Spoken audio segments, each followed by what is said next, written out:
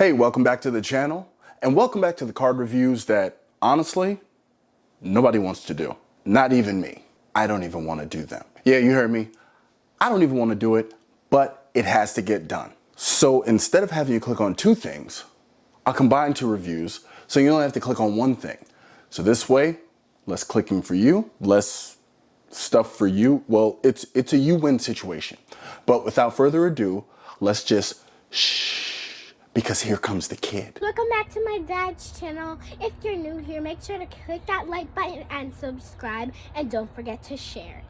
In the world of credit cards, there are cards that get talked about a lot. Let's just face it. The Platinum card, the Chase Sapphire Reserve, the Chase Sapphire Preferred, the Amazon card, the Gold card. There are always going to be cards that are going to be talked about a lot. As of late, it's the Capital One Venture X. I still want my Capital One Venture X, but that's a story for another day. The fact of the matter is, while some of these cards are great to talk about, they are ridiculously boring to review. They're absolute torture. I'm just saying what we all know to be true. Now, as a creator, you can even see it in other creators' material. There are two cards we're going to focus on here that people love to talk about, but hate to review because there's just nothing exciting about them. They're points earning machines. They have great utility, but oh my God, it's just mind-numbingly boring because it's just numbers about the hypotenuse and the angle of the dangle and this and that. And oh my God, this goes with here. And if you do this, then you might get this credit and blah, blah, blah. Who cares? Those two cards are going to be the Amex Gold and the Amazon Prime Chase Visa Rewards card. That is a mouthful. So we're just going to call it the Prime card. This is just going to be the Prime card. I don't care what Amex has. We're talking about the Visa one. You know what we're talking about. So think about it. You get on YouTube and you see a bunch of videos about, hey, you can get an Amex Gold card for $10. Everyone doesn't know that the Gold card is $10. That's not the price that's on the website.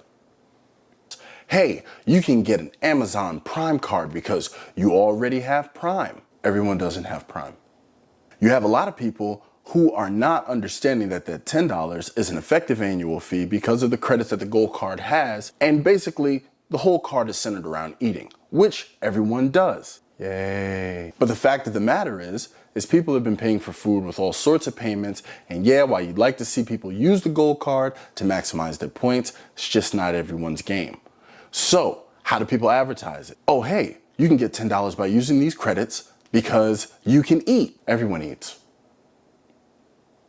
But the advertisements are always the same for the Gold card. And then if you look up a lot of the reviews, it's just flat numbers. How much have I eaten? How much have I spent on eating? And one thing the Gold card have taught me is I eat a lot. And, well, I eat a lot. I can't speak for anybody else because I like being married and I don't want my friends to hit me with hammers. But I know for a fact I eat a lot. I hit the grocery store more often than maybe even I should. These kids need to go on a diet.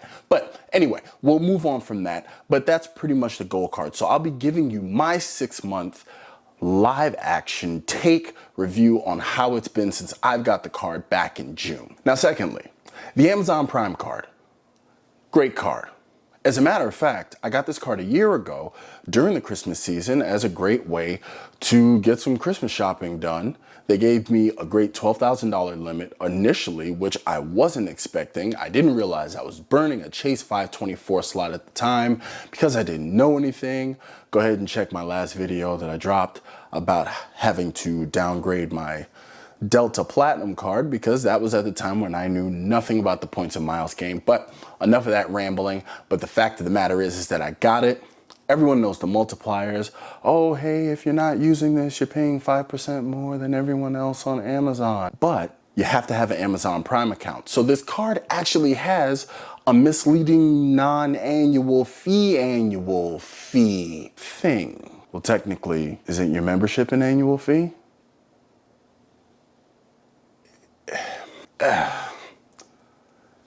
It's a good card, but what is there to review? I mean, really, what is there to review? You either get the 5% or you don't. And if you don't already have an Amazon Prime account, understand you're signing yourself up to have to spend almost $2,800 to get the 5% back in order just to break even on the cost of the Amazon Prime membership. Now, if this is something within your organic spend, fantastic. But let's just face it, you got people who follow the crowds who just say, hey, this is a Chase card, I can get 5% off. And maybe they weren't already an Amazon Prime member. Me, personally, I already was. I was using Prime Video, Prime Music, and I was getting utility off of the platform anyway. And somebody, a certain player too, don't tell her I said anything, she is a Prime queen. So we definitely get our value back from it. But even as a no annual fee card, it may not actually be a great value for everyone. And if you're getting this card just to shop at Whole Foods, why? They sell asparagus in a bottle for $7 and all sorts of things. You know they have $90 mushrooms, truffles? Truffles are a thing. It's 90 bucks. Well, I don't know. People eat this stuff, but whatever. The fact of the matter is most people just get it for the Amazon. And after that, what is there really to talk about?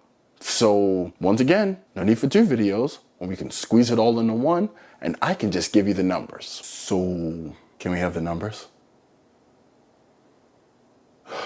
Jesus. Okay, let's go. All right, first things first. Using the Prime card on Amazon the last 12 months, I've managed to earn 18,036 points.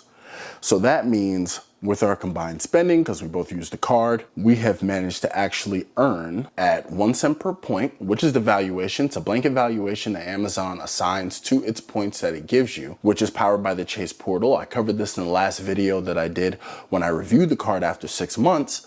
That is enough to cover the Prime membership, and it's $180.36. So we've already got net positive value from the card. Now, of those points, 93.8% of them were earned using the 5% back at Whole Foods and Amazon. So other than that, the other paltry multipliers that are there, we use those as well, but that's pretty much how we earn the lion's share of our points. Now, really and truly, aside from that, there are no foreign transaction fees on this card, and that is important because of my pending trip to Paris. Now, this card was definitely going to come with me, and I think it may still, I haven't decided yet, but at this point now I'm working towards a sub with my Chasing Business Preferred, so I think that may come in lieu of this card since they both have no foreign transaction fees. But I may just, stick this in a passport holder just as an emergency. But that is it. That is the Amazon Prime card.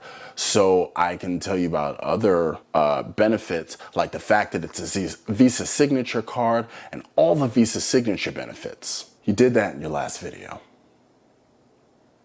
I did. Yeah, well, you can check that out. I'll go ahead and link that video as well. Like I'm telling you, this card's really kind of boring to talk about, and I really went all in on that one, and none of that stuff had to do with Amazon. But that is pretty much it. This card is definitely a keeper card. Amazon is gonna be around for a long time, especially if you have a Prime membership.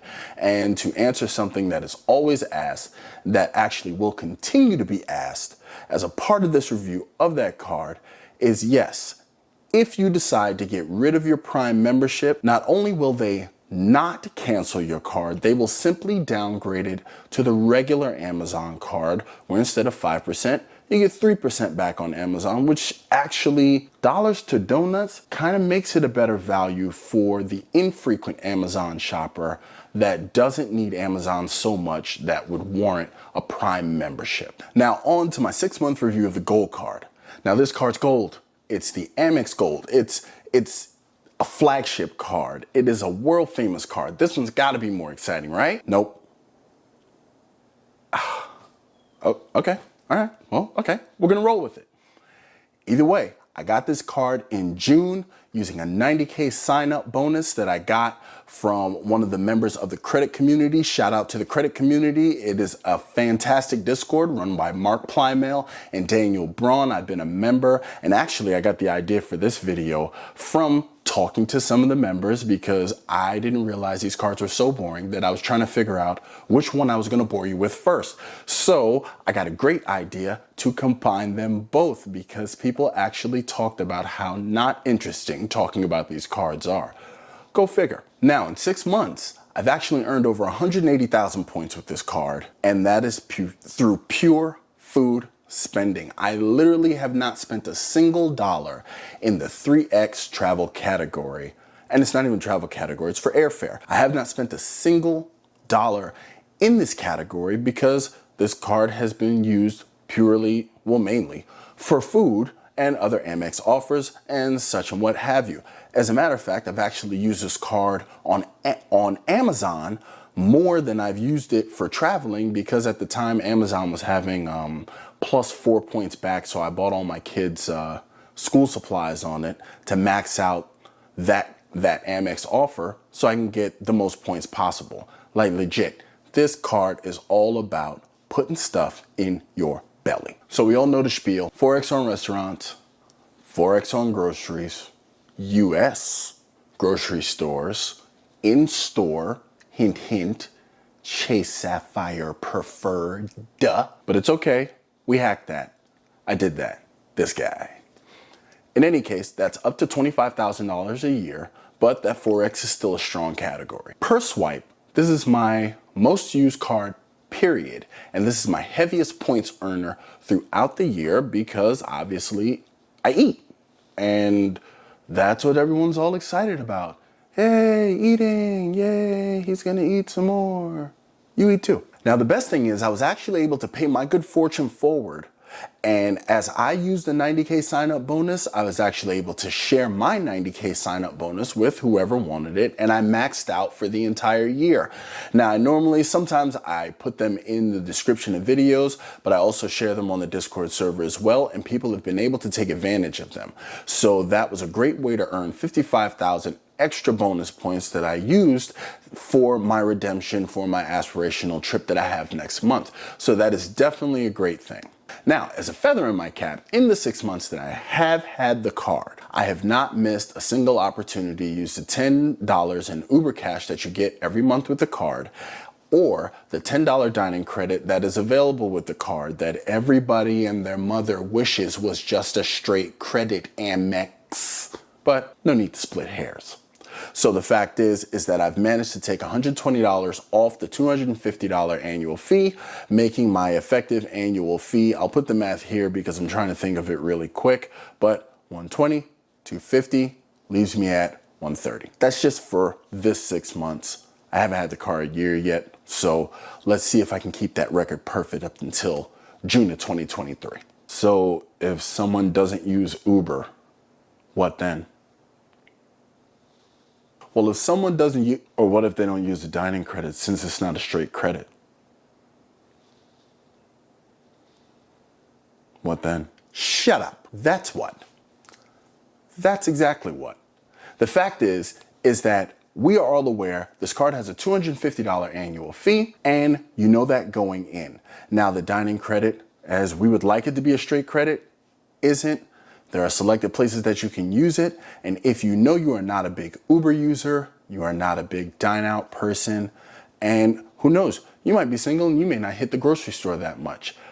With all things, make sure you use wisdom. And if this card isn't for you, there are actually much lower cost alternatives that you can use. But for my personal situation, this worked out for me just great. We have a party of 6, so we're gonna make sure that we put the miles on this card, and it has actually worked out great for us. I used all the credits, and that's just my personal situation. So you're gonna have naysayers, but the fact of the matter is this is still a great card. It never leaves my wallet. And like the Amazon Prime card, this card also has no foreign transaction fees. The only difference is you wanna carry a Visa or a MasterCard with you when you travel internationally because of the acceptability factor that comes with American Express with their higher interchange fees that they tend to charge to vendors.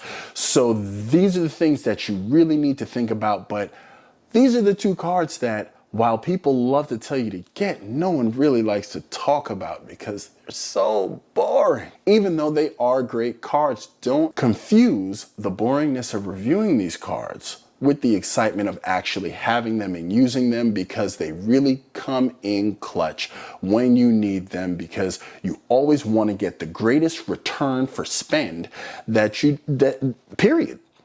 Just period. And frankly, these cards are the ones that get it done with very popular things that people like to spend their money on. But I'm not going to bore you with anything else any further. Thank you so much for checking out the video, and until next time, I'll catch you later.